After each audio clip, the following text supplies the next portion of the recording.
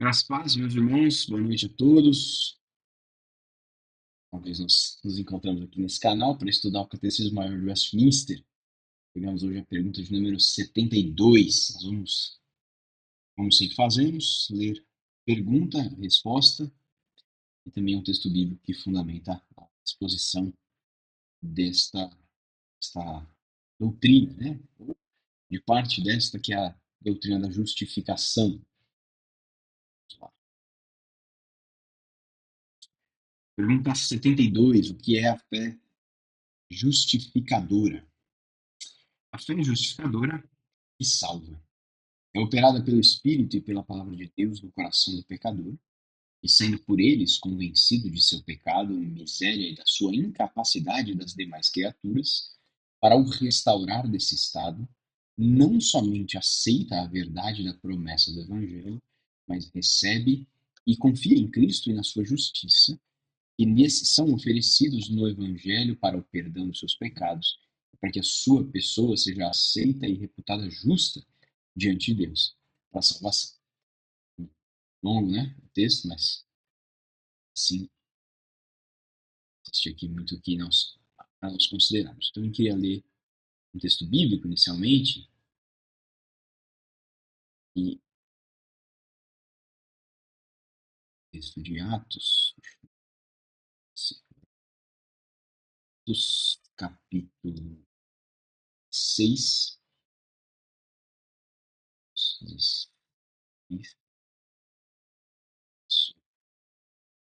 30 a 32. Essa é a história de Paulo em Filipos, Paulo e Silas presos, né, encarcerados em Filipos, quando finalmente a história chega ao ápice, quando o terremoto vem, rompe as cadeias, as algemas ali da maior parte dos presos, o carcereiro deseja atentar contra a sua vida, mas ele é convencido a não fazê-lo.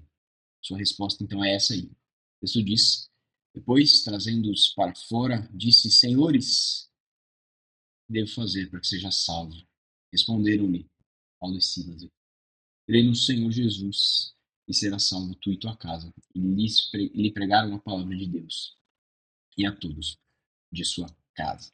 O texto depois diz, né, que o carcereiro leva Paulo e Silas para casa, cuida dos açoites, né, provavelmente alguns daqueles que ele mesmo ajudou a fazer, e Paulo e Silas batizam o carcereiro e sua família. Vamos orar e considerar então essa pergunta.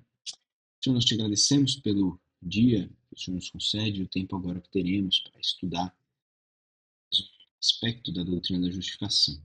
Temos a direção para isso, em nome de Jesus. Amém. Bom, meus irmãos, nós temos então, estudamos aí nos nossos últimos dois encontros, nós temos estudado o tópico da justificação, né? No primeiro nós definimos justificação, e no último encontro nós vimos como é que a justificação se alinha com a graça de Deus. Ainda na semana passada, ou no encontro passado, nós falamos da fé como sendo a única exigência de Deus para os eleitos. Então, Deus exige algo dos eleitos. E aí, nós vimos, né? Deus exige algo que ele mesmo dá, que é a fé, que é dom de Deus, né? Mas que fé é essa? É o que essa pergunta aqui intenta responder. O que é essa fé que está relacionada à justificação? O que é a fé justificadora? E a definição, por si só, ela se dá na primeira linha. A fé justificadora, a fé que salva. Então, não é qualquer fé, não é crer em qualquer coisa, nem de qualquer jeito, nós vamos ver isso, mas é a fé que salva, é a fé que une o pecador a Cristo. E esse texto que nós lemos deixa isso muito claro. O que eu preciso fazer para ser salvo? Perguntou o carcereiro. Crer em Jesus Cristo e você vai ser salvo. Dessa fé nós estamos falando. É a fé que é doada ao eleito, né? E leva o eleito àquilo que nós veremos no passar desse estudo: conhecimento, convencimento e confiança, ou conhecimento, assentimento, certeza e confiança. Agora, o que nós aprendemos de início é que essa fé, como nós já sabemos, ela não pode ser produzida pelo homem. Ela é, portanto, uma fé incondicional, uma fé imerecida. E o eleito só recebe essa fé mediante a obra de Cristo Jesus. É por isso que Paulo, quando escreve aos Efésios, capítulo 2, verso 8, o texto conhecidíssimo, ele diz: pela graça sois salvos mediante a fé. E isso não vem de vós, é dom de Deus. Nada do que nós recebemos é produzido pela mão humana, mas é produzida pela graça de Deus, é um produto gracioso de um Deus gracioso. Então, o catecismo diz para nós que essa fé é operada de duas formas. Primeiro, ela é operada pelo Espírito Santo.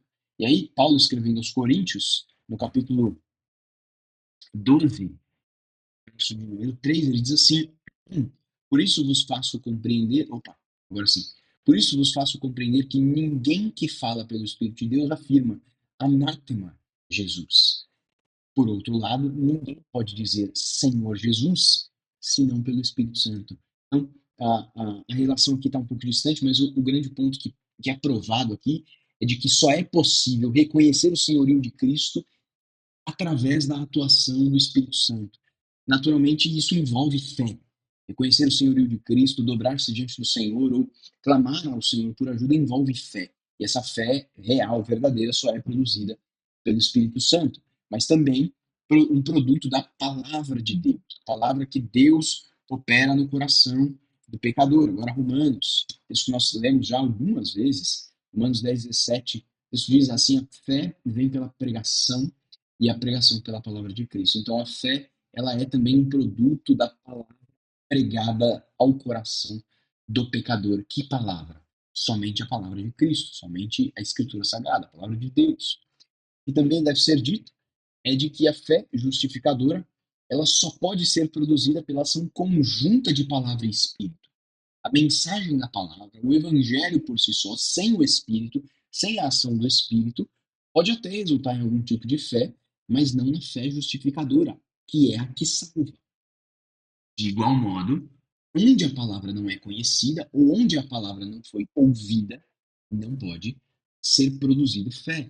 O Espírito não vai atuar se o evangelho não foi pregado de uma forma ou de outra, entendeu? E só poderia ser assim. Justamente porque, como o catecismo expõe na sequência, a realidade humana não permitiria que um pecador cresce por sua própria vontade. Esta aqui é apresentada é a realidade da qual o pecador precisa ser convencido do seu pecado, sua miséria, sua incapacidade de restaurar a si mesmo, a incapacidade das demais criaturas em ajudá-lo. É disso, né, que a fé precisa restaurar o pecador desse estado de miséria espiritual, né, como o Senhor Jesus expõe na primeira das bem-aventuranças. Além do mais, isso é claramente descrito em João 16, quando o Senhor Jesus Cristo diz assim: quando ele vier, o Espírito Santo, né? Aqui é a referência, né? Mas vamos ler o 7 pelo contexto. Eu vos digo a verdade, convém-vos que eu vá, porque se eu não for o Consolador, o Espírito Santo não virá para vós outros. Se porém eu for, eu vou lhe enviarei. Quando ele vier, ele convencerá o mundo do pecado, da justiça e do juízo. Do pecado, porque não crê em mim. Então, quem não crê em Jesus Cristo, quem não tem a fé justificadora, ainda não foi convencido do pecado. Mas na medida em que crê em Jesus Cristo, que tem essa fé, é restaurado, não só é convencido, como restaurado desse estado pela obra do Espírito Santo. Então, a fé, ela convence o eleito desta realidade de miséria espiritual, mas ela também impulsiona o eleito a duas atitudes: a aceitar a verdade do Evangelho e confiar em Cristo, receber e confiar em Cristo, aceitar e confiar.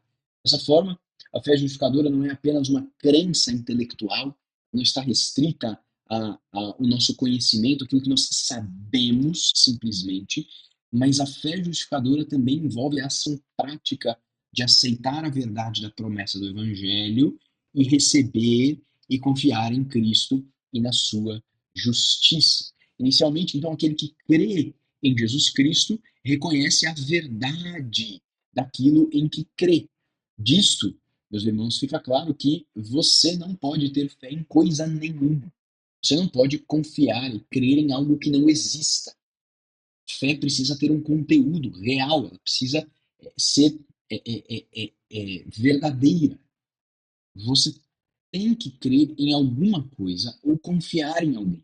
Quando nós dizemos, meus irmãos, que uma pessoa é salva pela fé, é possível que alguns digam: Olha, não importa aquilo que você crê, desde que a sua crença seja sincera. Todas as crenças, elas são reais. Mas não é isso que a Bíblia ensina. Importa de maneira profunda o conteúdo da sua fé.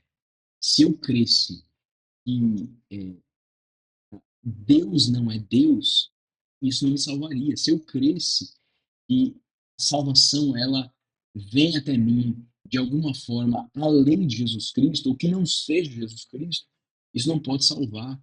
Eu preciso crer naquilo que é verdade, eu preciso aceitar a verdade da promessa do Evangelho, e a fé justificadora, ela conduz o eleito, o pecador, nessa direção. Ah, no entanto, nós reconhecemos, meus irmãos, é possível se aceitar uma promessa do evangelho como sendo verdadeira e ainda não ser um cristão salvo. Mas nós precisamos ainda mais, indispensavelmente, nós precisamos receber e descansar e confiar em Cristo e na sua justiça. Isso significa, em primeiro lugar, abandonar toda e qualquer esperança de ser salvo de outra maneira senão por Jesus Cristo. Precisamos abandonar que de alguma forma a força do nosso próprio braço possa conquistar a salvação, seja por obras ou por alguma legitimidade que o nosso caráter nos faça alcançar, enfim, nada disso nos salva. Além do mais, nós precisamos pedir que o Senhor nos salve através de Jesus Cristo, pelo mérito e justiça que Ele conquistou, e temos que confiar que Deus fará conforme as suas promessas. E naquele último dia nós seremos sim salvos eternamente, porque estamos fiados na justiça de Cristo. Esse é o movimento que a fé deve nos levar a fazer, de descansar e de confiar, receber e confiar em Cristo na sua justiça. Os textos que demonstram isso, dois eu quero mencionar aqui, Efésios capítulo 1, verso 13. O texto diz: Em Cristo, em quem também vós, depois que ouvistes a palavra da verdade, da vossa salvação, tendo nele também crido, fostes selados com o Espírito Santo da promessa. E também Atos, capítulo 10, verso 43. O texto diz: Dele, Jesus Cristo, todos os profetas dão testemunho de que, por meio de seu nome, todo aquele que nele crê recebe remissão de pecados. Por fim, pela fé, o pecador recebe os benefícios do Evangelho: perdão dos seus pecados, aceitação diante de Deus, justificação, salvação eterna. Salvação eterna. Romanos, capítulo 5, verso 1, expõe o primeiro destes benefícios. Ele diz: justificados, pois, mediante a fé, temos paz com Deus, por meio do Senhor Jesus Cristo. Por meio desta fé, nós somos perdoados e assim usufruímos, gozamos da paz com o nosso Deus. Consequentemente, é por meio da fé que nós somos justificados e, consequentemente, por meio da fé também, nós usufruímos da paz com Deus. Filipenses, capítulo 3, verso 9. 3, verso 9, o texto diz, Paulo aqui expressa o seu desejo de ser achado nele, em Cristo, não tendo justiça própria que procede de lei, senão que é mediante a fé em Cristo, a justiça que procede de Deus, baseada na fé, baseada na fé. A justiça produzida pelas mãos humanas, a justiça própria, ela procede de lei. Já a justiça que procede de Deus é descrita por Paulo nessa passagem como sendo uma justiça baseada na fé. Aqui, o desejo de Paulo é estar fundamentado, naquele último dia, é estar fundamentado não na sua justiça, não nas coisas que ele alcançou, mas na justiça que é recebida mediante a fé no Evangelho, né? Justiça que procede de Deus, baseada na fé. É a justiça que pode salvar, pode salvar. Por fim, Atos 15, 11. O texto diz: Mas cremos que somos salvos pela graça do nosso Senhor Jesus Cristo, como também aqueles que foram. A salvação ela é definitiva, tanto para judeus como para gentios, essa é a ideia, né?